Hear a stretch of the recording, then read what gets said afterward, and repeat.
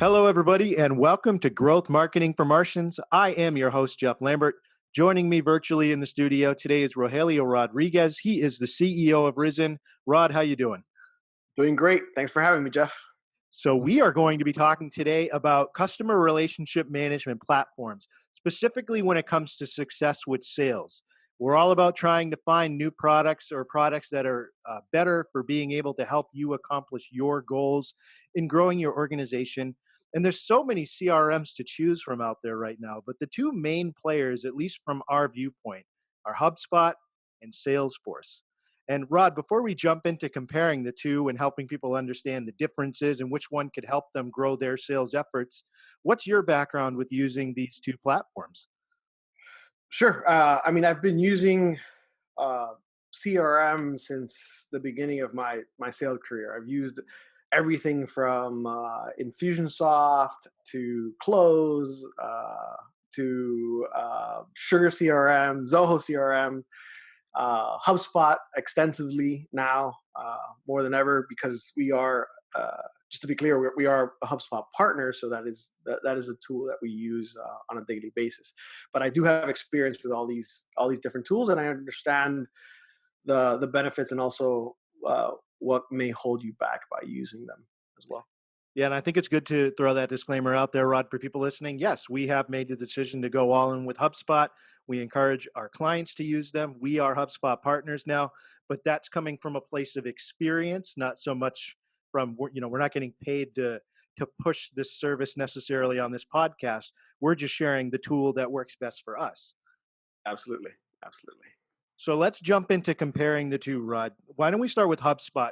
And for anybody who hasn't used a CRM before, these are the two major players. I think we can safely say that, right? Yeah, they are. They're competing head to head in the CRM space now. Yeah.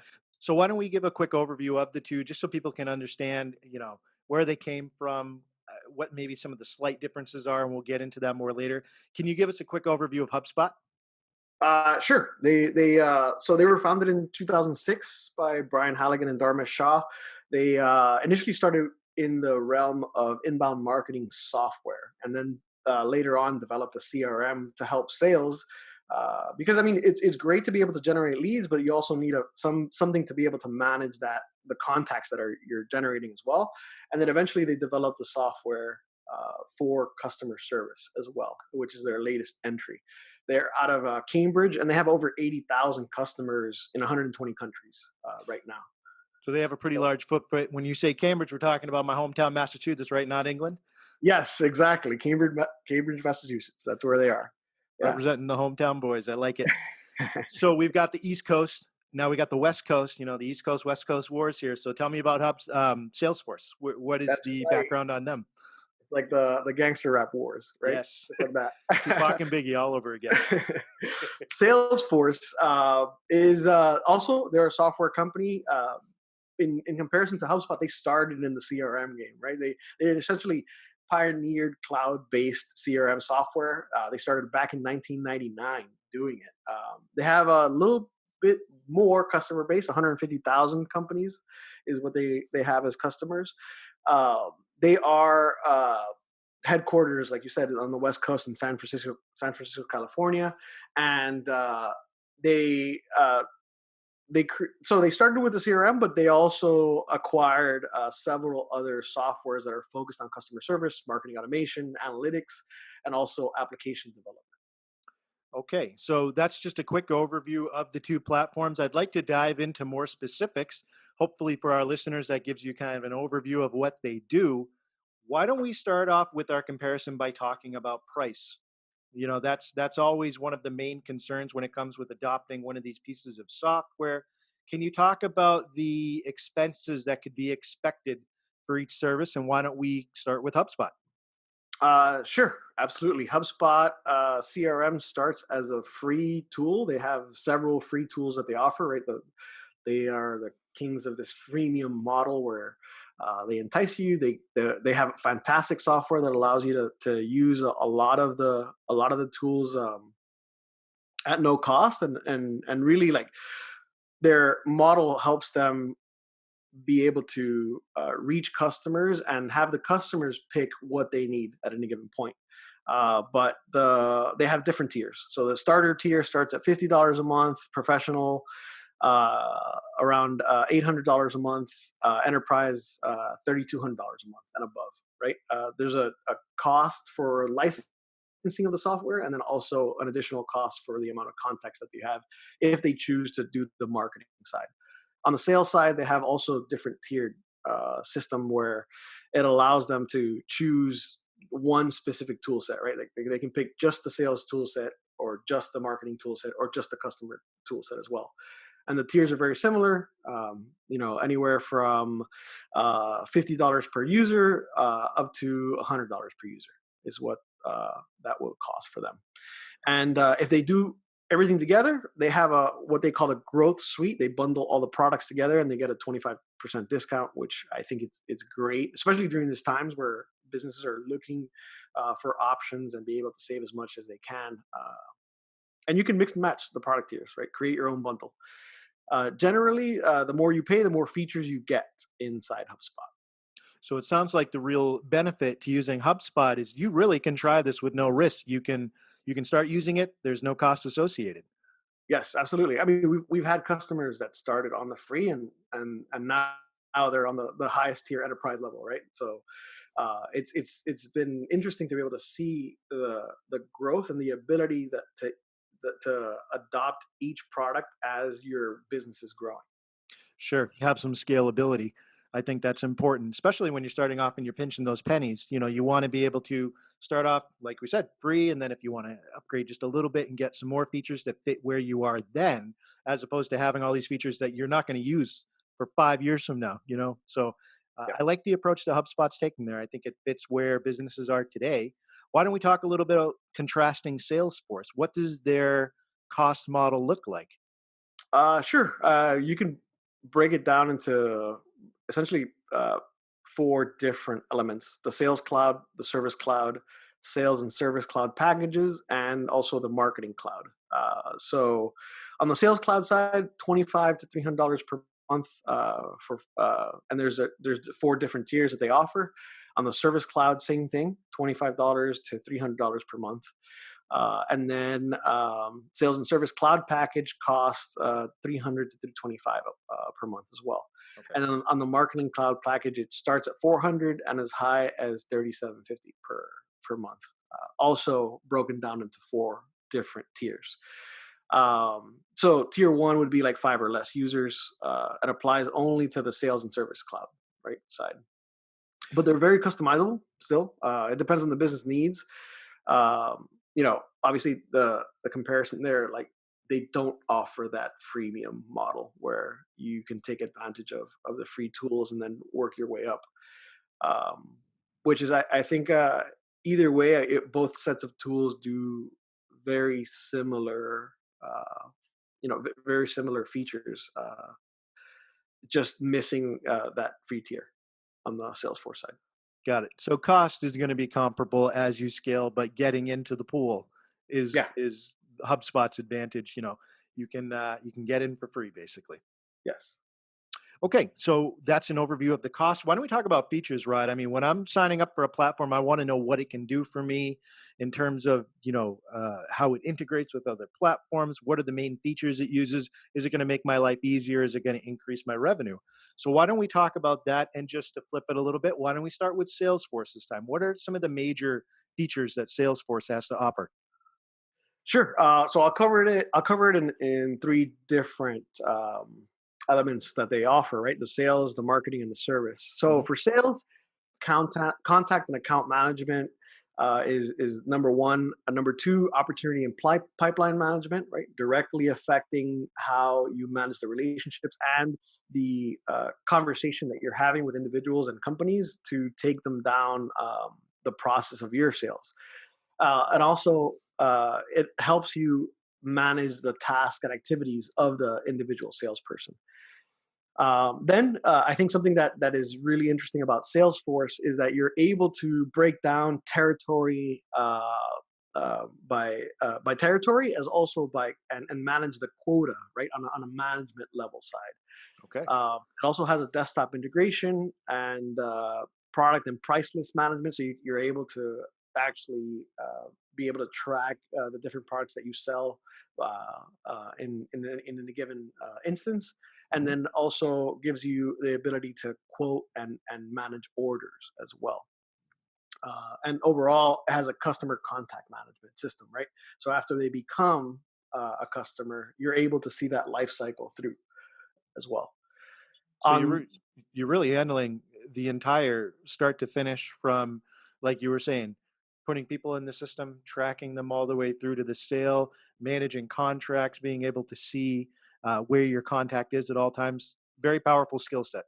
Yes, absolutely. I mean, it's very, when I was using Salesforce for the business that I was in, I worked at a lender, and it at the time it was cumbersome, right? Because I had to manually enter these activities. So it has these capabilities, but what the negative part of it at the time was the actual manual entry a lot of these activities, because the activity and task management and the quota management, right? Like those are great tools to be able to see how productive your sales team is as a manager.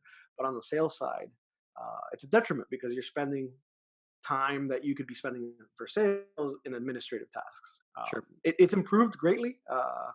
I've noticed and I've seen Salesforce grow in the time that I stopped using it, to the point where they are tracking some of these activities automatically now. But still not fully, not as engaging, I think, as what I'm going to cover in the HubSpot side.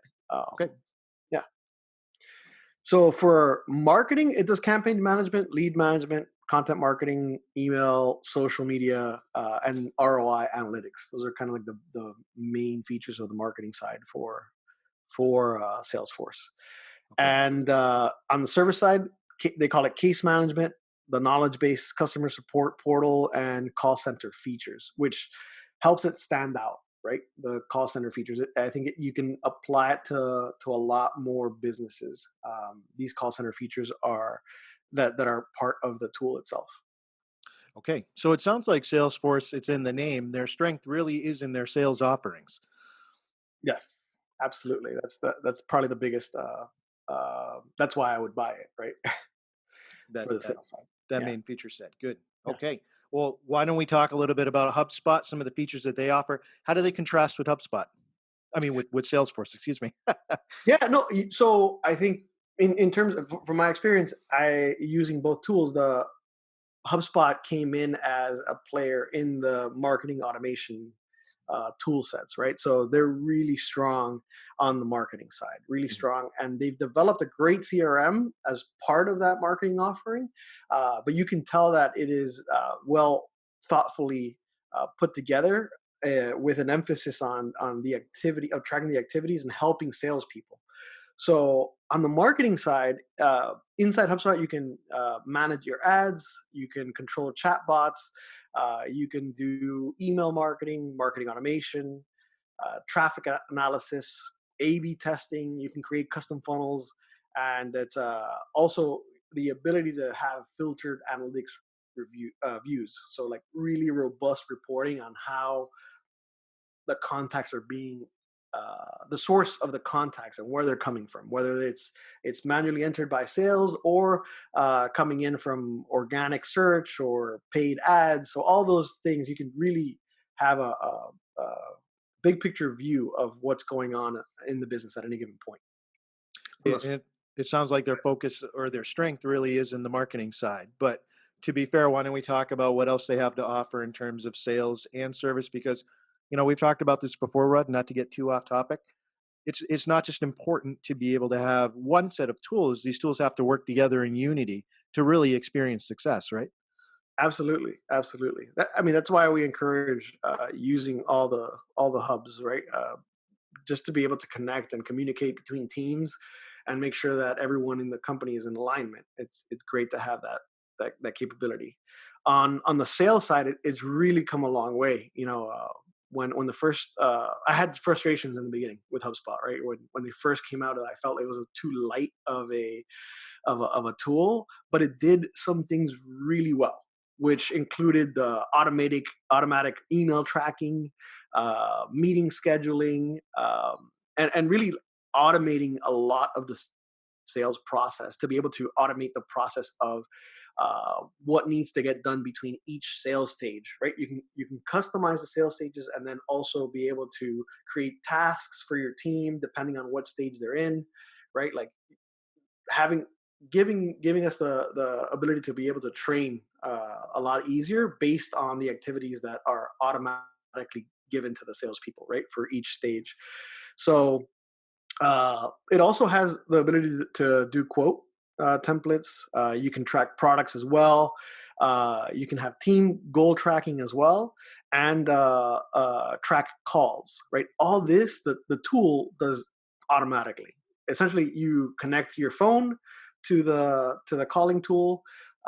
Then you also connect your email and your calendar so that all the activity tracking that used to be a manual entry is now automatically logged, right? So if I make a call from the CRM on my phone, it knows that I made the call, and then it opens up a little note for me to jot down notes on it. If I make it from my browser, same thing.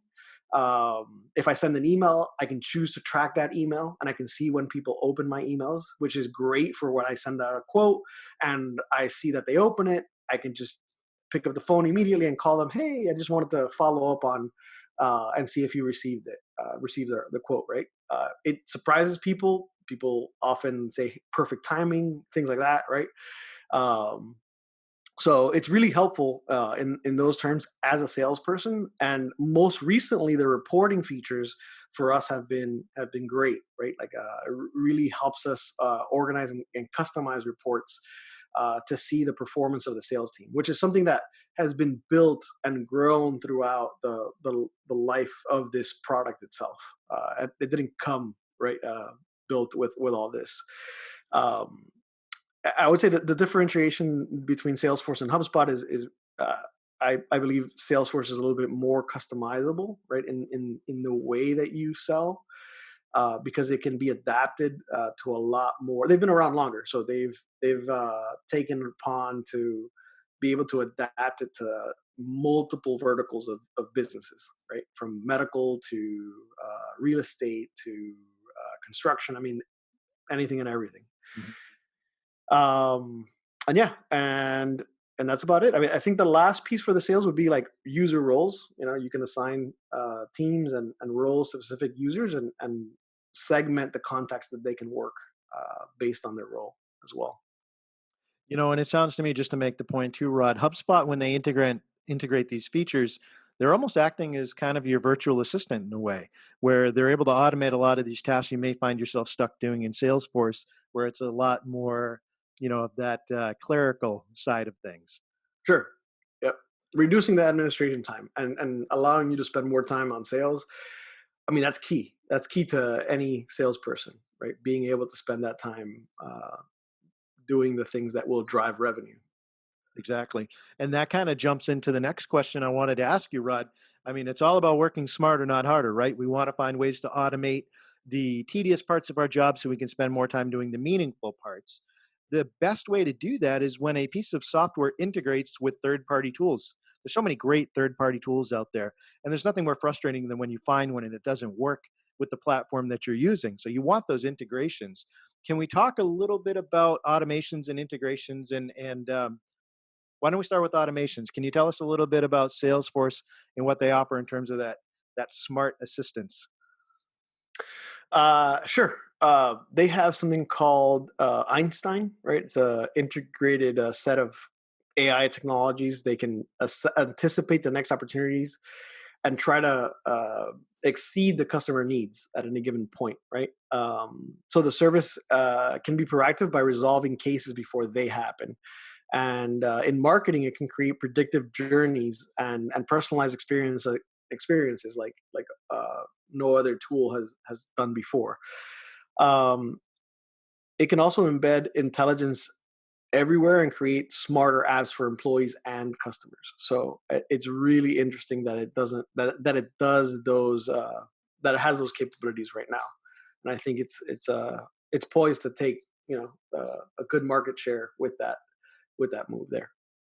Got it. Yeah, it sounds like they're focusing more on that as opposed to HubSpot. They really tried to integrate that out of the gate. Why don't we contrast that? What does HubSpot offer in terms of automation features? Yeah, I mean, in terms of so automation at HubSpot is a huge tool, right? Like if you're using the professional level of all their tools, it comes with the automation features already as part of it. So both all marketing and sales and Service Pro come with the capabilities to automate a lot of the tasks. Um, they do they are working on an AI partially on their chatbot, right? How to create the smarter chatbots. They haven't announced anything as of yet as robust as the Einstein that we just reviewed Hmm. from Salesforce, but a lot of this is is meant to help you just cut down on administrative time. So the automation inside HubSpot CRM allows you to nurture leads, customize workflows, run campaign analytics. A lot of the data entry automation gets done with HubSpot, and you can program it to do that, right? So an administrator of HubSpot has the capability to do it, versus Einstein that can do it automatically right now, or at least that is the pitch to do it automatically. Sure. Um, Who would but you? go ahead. I was going to say, who would you give the edge to between these two in terms of automation features? Uh, I mean, I have the most experience with HubSpot, but I would say in this point, Salesforce, from what I've read so far, is seemingly to win the automation for enterprise level businesses, right? Okay. But I think HubSpot has a robust automation, and it's coming right. It's coming for it. I'll say this: they are competitors, but they do integrate. They do integrate. So they've played nice, and I remember they had at one point an agreement to continue to integrate till this year, and so they're friendly competitors. I would say like worthy rivals, right? They see each other as worthy rivals there. Sure. And so yeah, I mean, from what my understanding, it's definitely Salesforce, but coming in hard is going to be HubSpot very very fast and very soon. Well, why don't we jump into our last section that we're comparing between Salesforce and HubSpot, and that's integrations, Rod. So Yep. going back to talking about third party services, who's got the edge there? Why don't we start with talking about the amount of integrations offered by each platform? Are they similar in terms of how many platforms integrate with each of these? I have some notes here, but I think it's more. So HubSpot has more integrations, actually more than 270. That there is a uh, a visualization of the integrations, and it's thousands of integrations that it has, right? And they even have a portal to be able to choose the integrations that you need. Everything from integrating your VoIP phone system to call tracking metrics, WordPress, Mailchimp, Outlook, Slack, G Suite, right? Like we use a ton of integrations. I would probably say in our company alone, we probably have 20. We use 20 of them, right? Yeah, On I'd say. a daily basis. So at least I can't even. I got to look at our account to see how many we use. But also like Salesforce, right? It integrates with Salesforce. So, and then on the other hand, Salesforce connects with little over 172 apps, right? And I think here HubSpot has that edge that is capabilities to integrate with a lot of partners. They have an open API, so really an integrator partner can easily go into become a developer for the HubSpot system and learn and integrate their own tool into it as well. For Salesforce, some of the highlights, I think G Suite is huge. Mailchimp, QuickBooks, Slack, DocuSign, Dropbox. Those are kind of like the main ones. Yeah. And obviously, both integrate with Office 365, so you're able to like maintain your calendar and your email all connected to both tools. So You that know, kind of I, covers. I think overall, Rod, it sounds like there's a lot of similarities between these platforms, but is really looking at what you need more than anything. When it comes to if I'm a startup, small business, maybe scaling to a mid-size, which one would you recommend? Just because I've been there, I would go with HubSpot. Just I know how the ability to scale, and we've used it several times with clients. We've come across several clients that do use Salesforce, and they opt to integrate the two.